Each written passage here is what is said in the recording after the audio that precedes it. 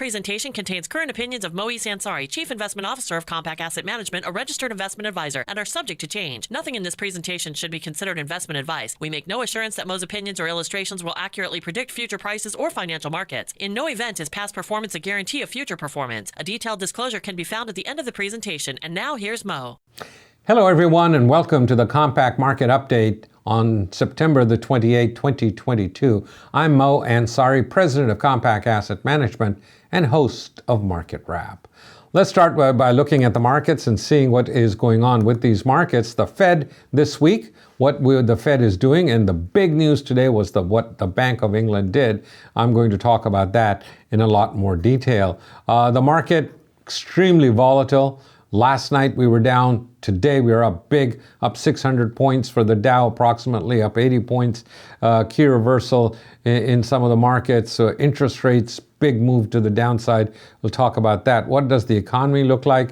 Take a look at the technicals, the market meter, and the week ahead. So let's start with seeing what the Fed did this week. Again, interest rates over the last 30 years, what we've seen, how quickly they've gone up. It has been a big move to the upside over inflation rates over the last 30 years. You can see that inflation is running at a 30-year high, but that's what everybody's talking about right now. Inflation, the Fed is saying they're going to kill it. The only way they can kill it is by killing demand. That is by increasing interest rates so people cannot go out and buy new homes, cars, or whatever else because the payments go up when the interest rates go up. When that happens, factories don't produce as much, so they don't have to hire as many people, and that brings the unemployment rate up. When unemployment rate goes up, people get nervous, they stop buying. That's how the Fed controls demand, by raising interest rates. But that takes time. After they raise rates, it takes about 6 to 9 months for the higher rates to show up in the economy. They've already raised interest rates. Will they continue to do it?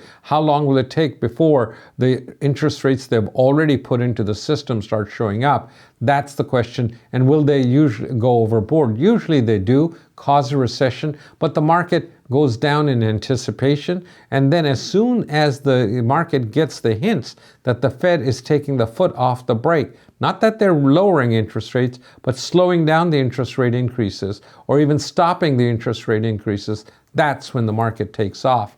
That's what happened today. Overnight, the Bank of England said they were going to do quantitative tightening, whereas their bonds matured, they were not going to replace them. So they were going to let the bonds run off, like the Fed is doing here in the United States. But overnight, when the interest rates soared in Britain to 4.5% on the 10-year, they said, no, we're going to start doing quantitative easing, where they went from quantitative tightening to quantitative easing, and the interest rates dropped from 4.5% to 4% literally in minutes.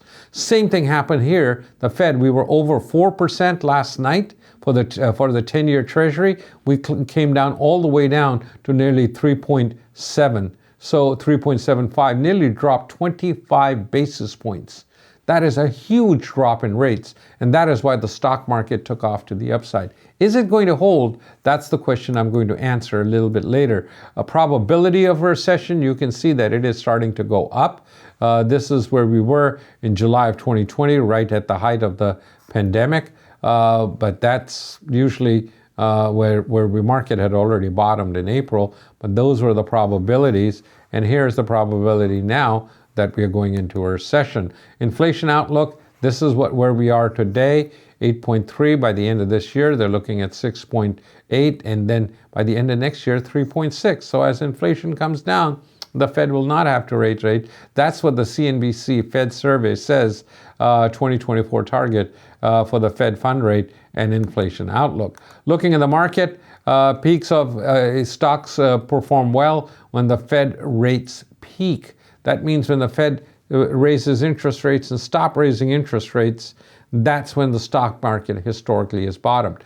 I think the Fed is still saying that they're going to continue to raise rates, but the market is already at 4%. The Fed is at 3.25%. They said they're going to go to 4.5% by the end of this year. We'll have to wait and see if that happens. Market went to 4 last night, backed off from there. So market moves in anticipation before the fact. By the time it becomes obvious, it's history as far as the market is concerned. So we will see how this plays out over the next S&P performance 12 months following a retest of the bear market. This is what happened in 2009 We saw a retest, and the market 6 months later was up dramatically.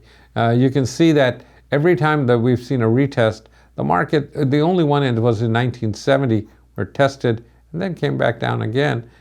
We tested here, came down again a little bit, and then took off. But usually, after the market tests the lows like it did yesterday, we made a low in June for the S&P of 3636. Yesterday, we took that out, made a new low. You can call that a retest.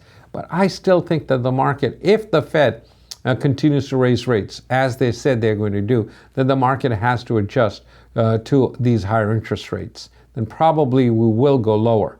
But in the short term, we could get some reprieve. We've gone up a lot, gone down a lot in the stock market. We've gone a lot higher in the bond market. As the bond market comes back down a little bit, the interest rates, it could give us a short-term rally. That might be an opportunity for you to adjust your portfolio if you felt uncomfortable yesterday. If you were okay with the decline, you're not down 40-50%, then you're okay. You are down, but that's what happens in bear markets. No reason to panic. This time around, bonds have gone down also. Usually, if you have a bond and stock portfolio, when the stock market goes down, the bond market goes up, and that buffers the decline. This time, the stock market has gone down and the bond market has gone down at the same time. But if you're holding individual bonds, even though the value of those bonds have gone down, it's going to come back up. When those bonds mature, you're going to get all that money back. Bond returns following rate hikes, you can see that the bonds historically have come back. The 2 years and the 10-year have returns after the peak in inflation. Economy is still very wobbly. Nobody knows exactly where we are going. We're looking at wage growth still is elevated. We're seeing contributing to higher spending. As long as there's jobs out there, people continue to spend. We have, as I said, unemployment unfortunately has to go up before the recession sets in across America. So far, it's been a recession for the 1%ers. What I mean by that is people who own assets, who own stocks and real estate. Those are the people who are feeling the recession so far. America feels a recession when unemployment starts to go up and people start losing jobs. That's when the country feels the recession. That has not happened yet. I think it is coming, but that's when everybody stops spending and the economy really slows down dramatically. Probably in the next 3 to 6 months we're going to see that, but the market has already anticipated that. That's what we've seen. Economy is still strong, but inflation only declined marginally. And that's really what has happened. As long as people continue to spend, inflation will stay up. When people continue to stop spending, that's when the economy slows down and inflation comes down and takes the pressure off the Fed to keep on raising interest rates. Earning expectations remain good for 2023. That's the expectation right now. We will see how this changes over the years. Don't forget to join me on the daily radio broadcast that I do every day. You can go to the App Store in Apple, to the Apple Store, and type in one word. That's right here, Market Wrap with Mo Ansari. Market Wrap with Mo Ansari. And the app will show up. And you can download the app, and you'll get the 1 hour broadcast that I do every day, which I've done for the last 35 years.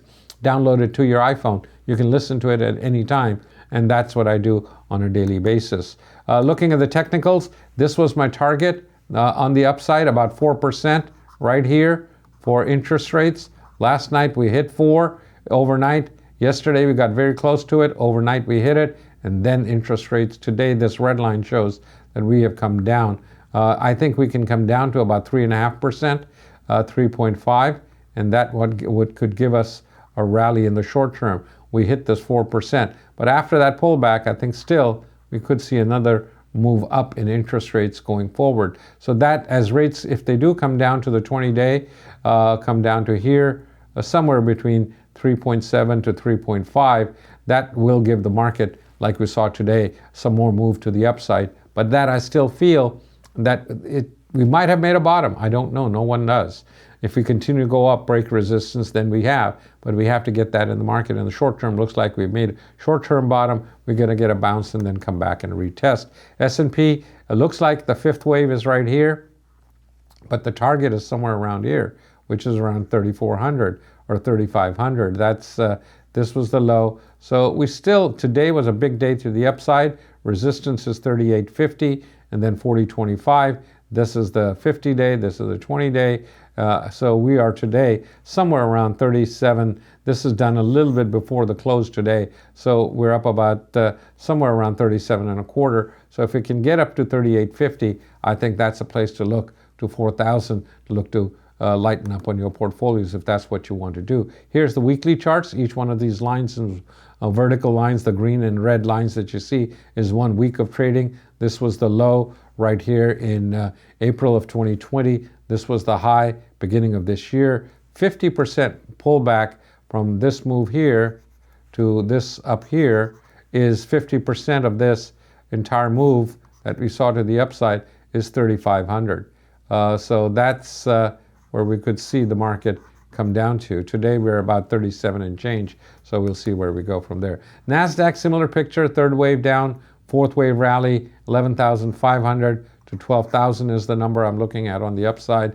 We're about 11,000 and change today going into the close. I think we could go somewhere 11.5 to 12. That might be an opportunity for you to right size your portfolio if you felt uncomfortable with the market over the last couple of weeks. On the downside, the dots have turned down.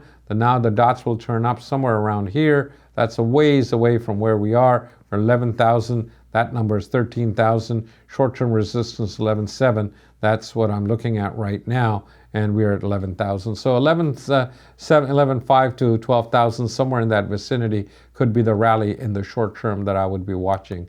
Looking at the crude oil market, big move to the upside today. Resistance is about 84 and then about 89. A lot depends on what happens in Ukraine. Everybody's looking for an escalation in Ukraine. That could happen with Russia now threatening nuclear strikes or talking about using tactical nukes or whatever. And that could be a tremendous, if something like that happens, that could be a catastrophe for the markets and obviously a catastrophe for the world. But on the other hand, it might also prompt the Ukrainians and the Russians to come to some kind of agreement where they say, okay, you can take part of the two provinces that Russia wants, and that'll be the end of it, and Ukraine can live happily ever after. So if we get something like that, obviously that would be very bullish for the market, but we're not hearing that. We're hearing that they could see an escalation. So this escalation could be an opportunity for the U.S. and Europe to put some pressure on Ukraine to make an agreement with the Russians.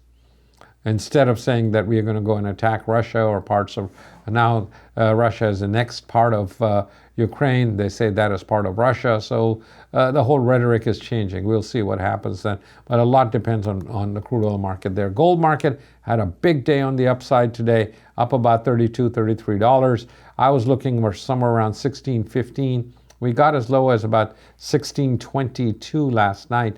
I think that is the bottom right here. Resistance is right around 1600 and then more resistance around 1737 or so. Those are the numbers I would be watching on the gold market.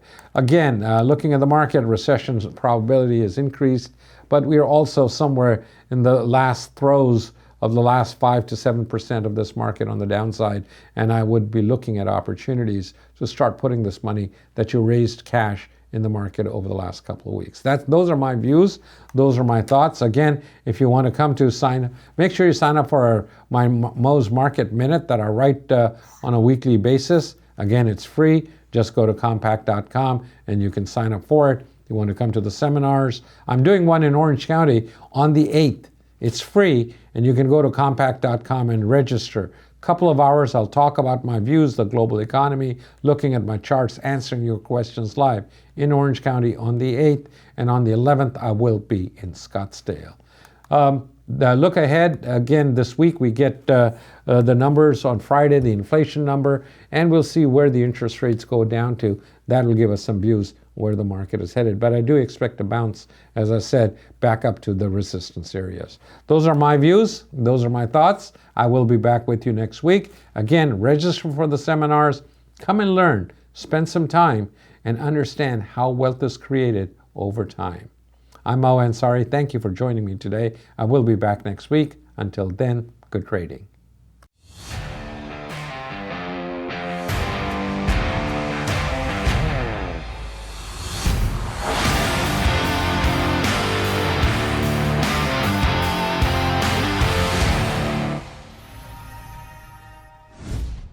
presentation contains the current views and opinions of Moise Ansari, Chief Investment Officer of Compak Asset Management, a registered investment advisor. The views expressed are current only as of the date of this presentation and are subject to change. Nothing in this presentation should be considered investment advice, and nothing is personalized to any investor's individual circumstances. Compak Asset Management offers investment advice only after entering into an investment advisory agreement and gathering client-specific information about goals, objectives, financial status, and risk tolerance. This presentation uses terminology associated with technical analysis and provides charts to illustrate some of the concepts discussed. Technical analysis is a security analysis method with the goal of forecasting the direction of prices of securities or market indices through the study of past market data, primarily price and volume. We make no assurance that past performance or the use of technical analysis will accurately predict future prices. Further, a risk of technical analysis is that overfocus on historical patterns could lead to ignoring or downplaying security-specific concerns, overall market or sector concerns, or other factors because we assume inaccurately that historical patterns will repeat themselves. In no event is past performance a guarantee of future performance.